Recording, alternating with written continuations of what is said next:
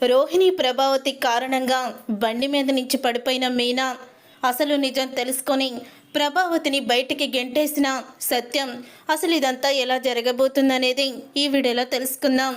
మీనా అయితే బాధపడుతూ ఉంటే ఇక బాలు అయితే అంటూ ఉంటాడు, మీనా ఖచ్చితంగా అసలు ఆ చింటూ వాళ్ళ అమ్మ ఎవరో నేను కనిపెడతాను, తన కొడుకుని దత్తత చేసుకొని తన భవిష్యత్తు బాగుండేలా చేస్తామని మనం చెప్తే తను సుగుణమ్మ గారి చేత మనతో గొడవ పెట్టించిందని నాకు అర్థమైంది, లేకపోతే సుగుణమ్మ గారు అలా చెప్పరు అని అంటూ ఉంటాడు బాలు. ఖచ్చితంగా ఆవిడ గురించి తెలుసుకొని తీరుతాను అని చెప్పడంతో రోహిణి షాక్ అయిపోతూ ఉంటుంది.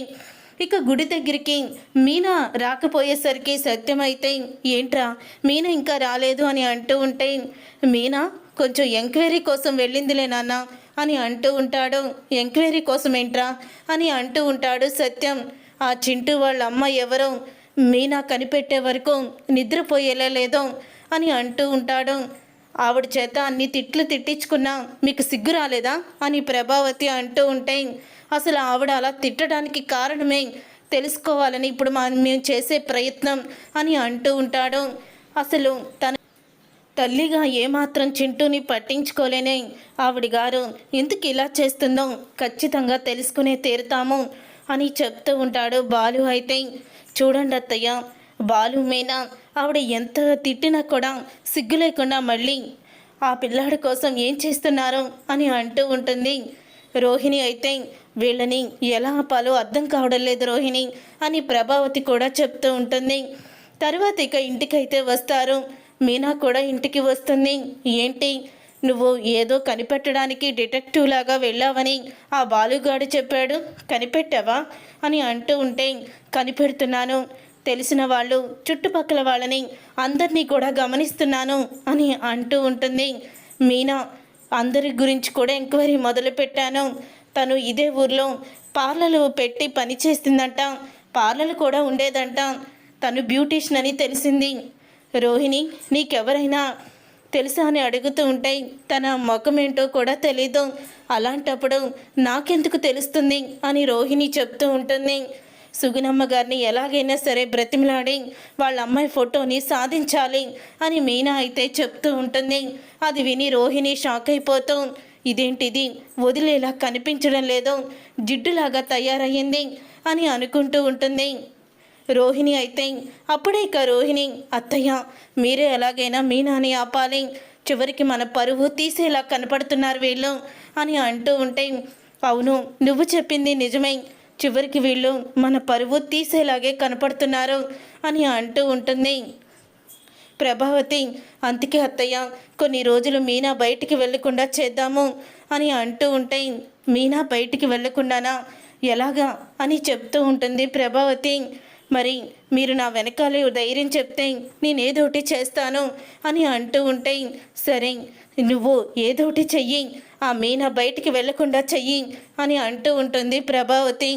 అప్పుడు ఇక రోహిణి అయితే మీనా బైక్ దగ్గరికి వెళ్ళి అటు ఇటు చూస్తూ ఇక మీనా బ్రేక్ వైర్ అయితే కట్ చేసేస్తుంది.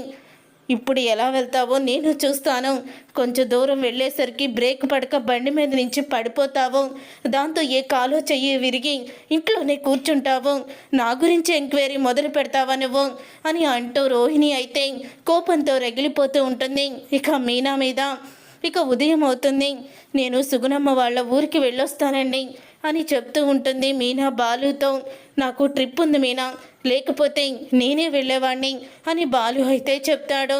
సరేలేండి ఎలాగైనా కనిపెట్టాల్సిందే అని అంటూ ఉంటాడు బాలు. మీనా ఇద్దరు అనుకుంటూ ఉంటారు. తర్వాత ఇక మీనా అయితే బైక్ మీద వెళ్తూ ఉంటుంది. అలా కొంచెం దూరం వెళ్ళాక బైక్ బ్రేక్ అయితే పనిచేయదు. మీనా ఇక బండి ఆపుకోలేక కింద అయితే పడిపోతుంది. మీనా తలకి కూడా గాయమవుతుంది. అప్పుడే అటుగా వెళ్తున్న ఒక పోలీస్ ఆఫీసర్ ఒక ఆమె అయితే ఇక చూసి మీనాని చూసి కారు ఆపి గబగబా మీనా దగ్గరికి అయితే వస్తుంది. అలా మీనా దగ్గరికి వచ్చిన తర్వాత, అయ్యో ఎవరమ్మా నువ్వు అని అంటూ ఇక మీనాని లేపుతుంది. తన తలకి గాయం అవడంతో అప్పుడే ఇక పోలీస్ ఆఫీసర్ అయితే, ఈ అమ్మాయి పాపం ఎవరో బండి మీద నుంచి పడిపోయింది అని అనుకుంటూ ఉండగా ఇంతలో మీనా ఫోన్కి బాలు అయితే ఫోన్ చేస్తాడు. ఇక బాలు ఫోన్ చేసి అంటూ ఉంటాడు, మీనా ఎక్కడున్నావని అడుగుతూ ఉంటే, మీరు ఆమె హస్బెండా అని అడుగుతూ ఉంటుంది. ఇన్స్పెక్టర్ అయితే, అవునండి, మీరెవరు?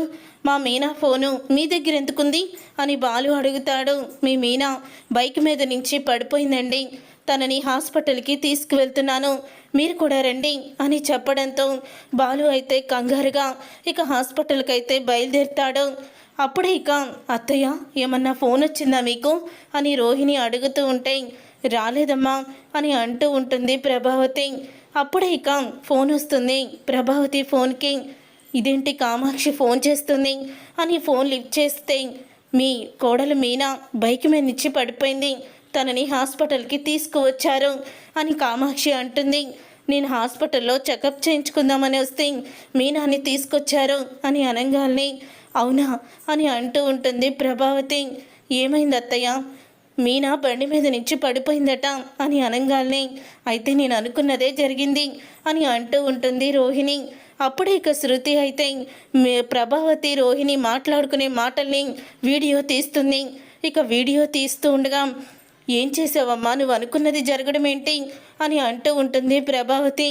అదే అత్తయ్య, మీనాని బయటికి వెళ్లకుండా చెయ్యాలని మనమిద్దరం అనుకున్నాం కదా, మీరు నా వెనకాలే ఉంటానన్నారు, నీ ఇష్టం వచ్చినట్టు ఏదైనా చెయ్యన్నారు కదా, అందుకే బ్రేక్ వైర్ కట్ చేసేసాను అని అంటూ ఉంటుంది రోహిణి. అప్పుడు ఇక ప్రభావతి షాక్ అయిపోతూ ఉంటుంది. ప్రభా ప్రభా అని పిలుస్తూ ఉంటాడు సత్యం. ఎందుకు రోహిణి ఇలా చేశావు అని గబగబా పరిగెత్తుకుంటూ ప్రభావతి కిందకి వెళ్తుంది.